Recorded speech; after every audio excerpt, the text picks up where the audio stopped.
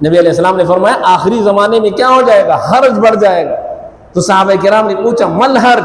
آپ نے اپنا ہاتھ یوں ترچھا کر کے موت کی طرف اشارہ کیا کہ یعنی قتل و قتال، زنا، فسق و فجور، اس کا جو ہے یہ اس کی کثرت ہو جائے گی۔ اس لیے علماء کی عزت کرنا، علماء کی توقیر کرنا، یہ اللہ اور اس کے رسول کی عزت اور توقیر ہے، یہ بات ذہن میں رکھیں۔ اس لیے کہ علماء ہی اللہ اور اس کے رسول کے درمیان ایک رابطہ ہے۔ اللہ اور اس کے رسول کے پہچان کرنے کا ذریعہ علماء ہے۔ ہم براہ راست اللہ کو تو نہیں دیکھ سکتے کہ ہم ان کی توقیر کریں، پیغمبر پاک صلی اللہ علیہ وسلم سے ہم ملاقات نہیں کر سکتے کہ ہم ان کی توقیر کریں۔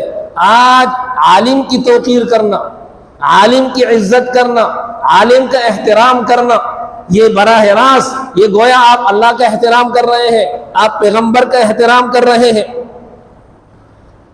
علماء سے محبت کرنا یہ ایمان کی علامت ہے، اس لیے کہ اللہ سے محبت ایمان کی علامت، پیغمبر سے محبت ایمان کی علامت۔ اور جناب رسول اللہ صلی اللہ علیہ وسلم نے فرمایا العلماء ورثۃ الانبیاء، العلماء ورثۃ الانبیاء، کہ یہ علماء انبیاء کے وارث ہیں۔ جب علماء انبیاء کے وارث ہوئے تو علماء سے محبت بھی ایمان کی علامت ہے، علماء کی توقیر بھی اسلام کی توقیر ہے، علماء کی عزت بھی اسلام کی عزت ہے۔ علماء کا احترام کرنا پیغمبر کا احترام ہے، پیغمبر کا احترام کرنا اللہ تبارک و تعالیٰ کا احترام ہے۔ میرے محترم دوست، یہ کیا ہو رہا ہے اس ملک میں؟ جو لوگ علماء کو قتل کر رہے ہیں اور وہ امت کو گمراہی کی طرف لے جا رہے ہیں۔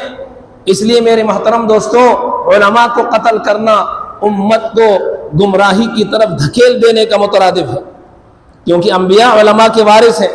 جو لوگ علماء سے لوگوں کو بدظن کر رہے ہیں، وہ کفر پھیلا رہے ہیں، وہ کفر کی راہ ہموار کر رہے ہیں، وہ جہالت کی راہ ہموار کر رہے ہیں، اور وہ دین میں بہت بڑی رکاوٹ ہے۔ اس لیے میرے محترم دوستوں، علماء کی حفاظت کرنا اللہ کے قرب کا ذریعہ ہے، علماء کی توقیر کرنا اللہ کے قرب کا ذریعہ ہے۔ یہ معمولی بات نہیں ہے، یہ بہت بڑا سانحہ ہے ہمارے لیے۔ لیکن کیا کہے وہ شاعر نے کیا کہا؟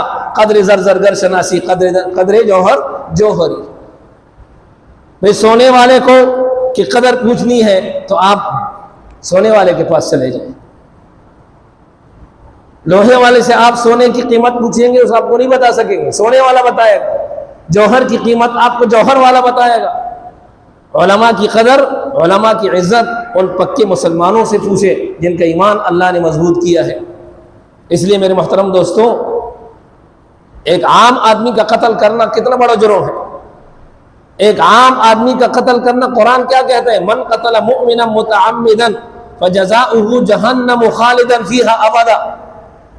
جس نے کسی مسلمان کو ناقتل قتل کیا اور ناحق مارا، ہمیشہ ہمیشہ جہنم میں رہے گا۔ ایک قتل اللہ تبارک و تعالیٰ کو کتنا مشکل۔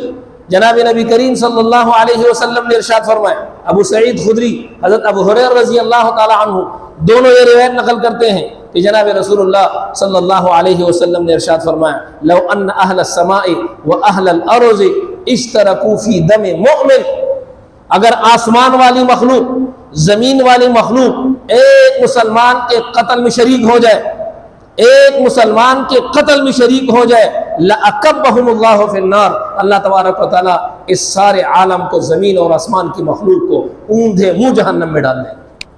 یہ عام مسلمان کا قتل ہے کہ جو کسی ایک مسلمان کو ساری مخلوق مل کر ختم کرے اور قتل کرے، چاہے دنیا کی مخلوق ہو، آسمانوں کی مخلوق ہو۔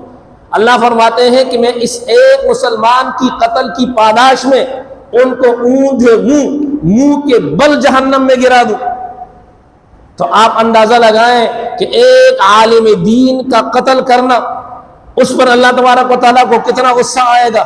اس لیے بعض علماء نے لکھا ہے کہ ایک عالم جس علاقے میں قتل کیا جاتا ہے، اس کے بدلے میں اللہ 35,000 لوگوں کو مارتے ہیں، اس کے بدلے میں اللہ 35,000 نفوس کو مارتے ہیں۔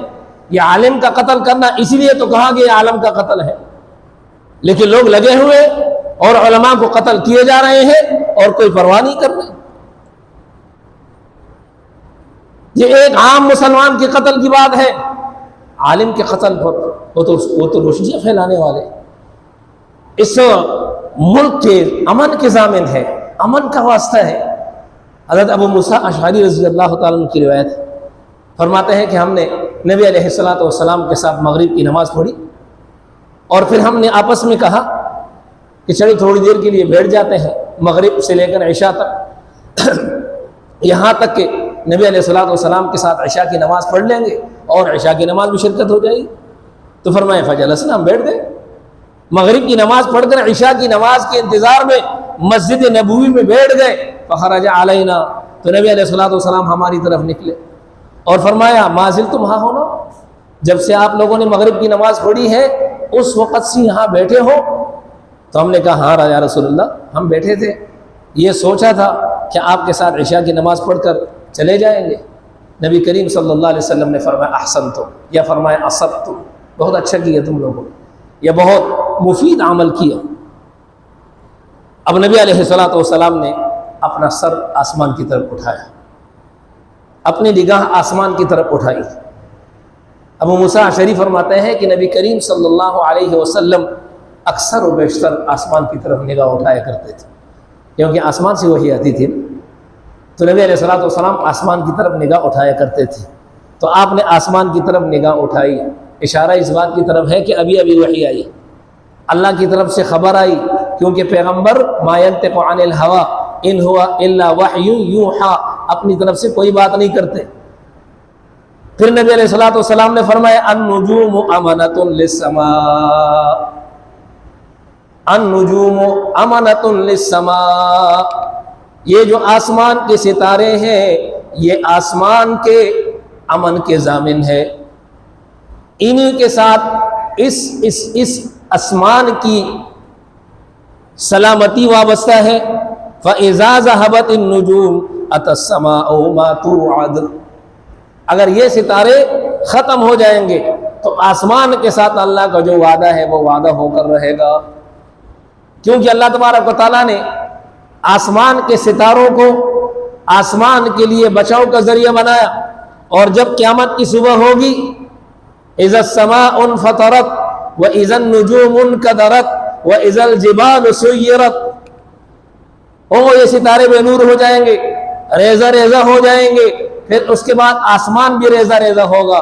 ستاروں کے بعد آسمان زندہ نہیں رہ سکتا، کیونکہ اللہ کا وعدہ ہے کہ تم اس وقت تک محفوظ ہو جب یہ ستارے روشنی دیں گے، جب اس کی روشنی کو میں چھین لوں گا آسمان اب تو باقی نہیں رہے گا، اب قیامت آئے گی قیامت۔ تو فرمایا کہ یہ ستارے آسمان کے لیے حفاظت کا ذریعہ ہے، اور پھر فرمایا وَأَنَا أَمَنَةٌ لِأَصْحَابِي، اور میں اپنے صحابہ کے لیے امن ہوں، جب تک میں زندہ ہوں میرے صحابہ پر وحی نازل ہوتی رہے گی، رحمت نازل ہوتی رہے گی، اگر کوئی مسئلہ اختلافی پیدا ہوگا وحی کے ذریعے سے وہ مسئلہ حل ہو جائے گا، میری برکت سے ان میں کوئی اختلاف نہیں ہونے والا، ان میں کوئی فساد نہیں ہونے والا، ان کو کوئی یعنی تکلیف نہیں پہنچنے والا جب تک میں زندہ ہوں، اور جب میں چلا جاؤں گا تو میرے صحابہ کے ساتھ وہ ہوگا جو اللہ کا وعدہ ہے کہ جب وحی کی برکات ختم ہو جائے گی پھر اختلافات کا سلسلہ، فتنوں کا سلسلہ شروع ہو جائے گا۔ اور پھر نبی علیہ السلام نے فرمایا وَأَصْحَابِي، اور میرے صحابہ امانۃ لِأُمَّتِي، وہ میرے باقی امت کے لیے امن کا ذریعہ ہے، میرے باقی امت کے لیے امن کا باعث ہے، انہی سے باقی امت کا امن، کیونکہ انہوں نے براہ راست نبی کریم صلی اللہ علیہ وسلم سے وحی کا علم حاصل کیا ہے، وہی دنیا کے اندر روشنی پھیلاتے ہیں۔ لیکن جب فَإِذَا ذَهَبَ أَصْحَابِي، جب میرے صحابہ چلے جائیں گے عطا امتی ما یوعدون، تو امت کے ساتھ جو وعدہ ہے وہ ہو کر رہے گا۔ اسی حدیث کی تشریح میں ایک بہت بڑے محدث علامہ نووی رحمۃ اللہ علیہ لکھتے ہیں، علامہ نووی رحمۃ اللہ علیہ لکھتے ہیں یہی حال پھر علماء کا ہے کہ العلماء امانۃ لعامۃ الناس، کہ یہ علماء عام لوگوں کے لیے امن کا ذریعہ ہے، جب یہ علماء چلے جائیں گے تو ان لوگوں کے ساتھ وہی ہوگا جو اللہ کا وعدہ ہے، وہی ہوگا جو اللہ کا وعدہ ہے۔ اور اللہ کا وعدہ یہ ہے کہ اللہ جب اس علم کو علماء کے ذریعے سے قبض کر دیں گے تو پھر جہالت پھیل جائے گی، شر پھیل جائے گا، لوگ شریروں کو اپنا امام بنا دیں گے، جاہلوں کو اپنا امام بنا دیں گے، ان سے مسائل پوچھیں گے اور وہ ان کو غلط مسائل بتا کر کے خود بھی گمراہی میں جائیں گے، امت کو بھی گمراہ کریں گے۔ اس لیے میرے محترم دوستوں، یہ علماء امت کے محسنین ہیں، ان علماء ہی کی وجہ سے قیامت رکی ہوئی ہے۔ آپ نے یہ حدیث پڑھی ہے کہ عالم کے لیے اور دین کے طالب العلم کے لیے فرشتے اپنا پر بچھاتے ہیں، اور فرمایا زمین کی مخلوق، آسمان کی مخلوق، یہاں تک کہ دریا کی تہ کی مخلوق اس عالم کے لیے اور اس طالب علم کے لیے مغفرت کی دعائیں کرتی ہیں۔ یہ ساری مخلوق عالم اور طالب علم کے لیے مغفرت کی دعائیں کیوں کرتی ہیں؟ یہ اس لیے کرتی ہے کہ قرآن میں اللہ نے کیا فرمایا؟ کل من علیہا فان، جب قیامت آئے گی تو ساری مخلوق فنا ہو جائے گی، اور فرمایا کہ جب تک اس زمین کے اندر ایک اللہ اللہ کرنے والا زندہ ہے، ایک عالم تعلیم اور تعلم کا سلسلہ رکھے ہوئے ہیں، تو قیامت نہیں آئے گی۔ اور اس مخلوق کو یہ احساس ہے کہ ہماری بقا قیامت تک ہے، اور قیامت تک کا رکنا یہ علماء کی وجہ سے ہے۔ جب تک یہ علم پڑھائیں گے، دین کی روشنی ہوگی، دین ہوگا، علم ہوگا، جہالت نہیں آئے گی، جب تک علم رہے گا قیامت نہیں آئے گی۔ تو کہتے ہیں یہ علماء ہمارے محسنین ہیں کہ ان کی وجہ سے قیامت رکی ہوئی ہے، یہ چلے گئے تو قیامت آئے گی، ہم بھی نہیں رہیں گے۔ لیکن افسوس یہ ہے کہ آج ان علماء ان مخلوق کو جو مکلف مخلوق نہیں ہے، ان کو تو علماء کے اس احسان کا ادراک ہے اور احساس ہے، اور وہ اس عالم کے لیے مغفرت کی دعائیں کرتے ہیں۔ ہم اور آپ ہے جو یعنی کیا کرتے ہیں؟ احسان فراموشی کرتے ہیں۔ اور یہ بات ذہن میں رکھے، علماء امت کی محسنین ہیں، جس طرح پیغمبر امت کے محسنین ہوا کرتے تھے، اور امت کے محسنین کو قتل کرنے کا اقدام سب سے زیادہ کس نے کیا؟ یہود نے کیا۔ یہود انبیاء کو قتل کرتے تھے، اور انبیاء کے حمایت میں جو لوگ کھڑے ہوتے تھے ان کو بھی قتل کرتے تھے۔ ایک دن کے اندر 70 لوگوں کو، 70 ہزار لوگوں کو ایک دن کے اندر انبیاء کی حمایت کی وجہ سے قتل کیا گیا۔ اور آج اس امت میں وہ وقت آ گیا کہ جو اپنے آپ کو مسلمان کہنے والے ہیں وہ امت کے محسنین کو قتل کر رہے ہیں، اور یہود کے ڈگر اور ان کے روش پر چل رہے ہیں۔ اس لیے علماء کا قتل کرنا یہ بہت خطرناک معاملہ ہے۔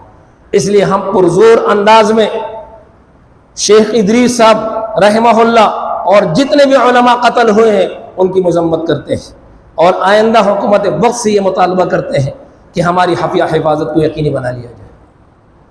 ان علماء کا جو ریاست کے ساتھ وفاداری کر رہے ہیں، اس نے اور کوئی بات نہیں کی، اس کا صرف ایک جرم تھا، ایک جرم، کہ بھئی پاکستان عالمی دنیا میں امن قائم کرنے کے لیے کوششیں کر رہے ہیں، تو ہم ان کوششوں کو سراہتے ہیں، اور ہم پاکستان کے لیے اس کو نیک شگون مانتے ہیں، اور اس میں ہم داد دیتے ہیں، چاہے حکومت والے کر رہے ہیں، اداروں والے کر رہے ہیں، اس میں پاکستان کا نام بلند ہو رہا ہے دنیا کے اندر۔ یہ تو آپ بھی کہتے ہیں، میں بھی کہتا ہوں، ساری دنیا کہتی ہے کہ امن کے لیے کوشش کرنا کتنی بڑی خدمت ہے۔ صرف اس ایک بات کے پاداش میں ادریس کو قتل کیا گیا ہے۔ میرے محترم دوست، تو یہ ریاست کے ساتھ وفاداری ہوئی نا، ان کے ریاست کی وفاداری کی یہ سزا ملی، تو اب ریاست کا یہ فرض بنتا ہے کہ ریاست کا اطلاق جن اداروں پر ہوتا ہے، جن لوگوں پر ہوتا ہے، کہ وہ ان کا سراغ لگا کر کے ان کے قاتلوں کو گرفتار کرے، اور باقی وہ علماء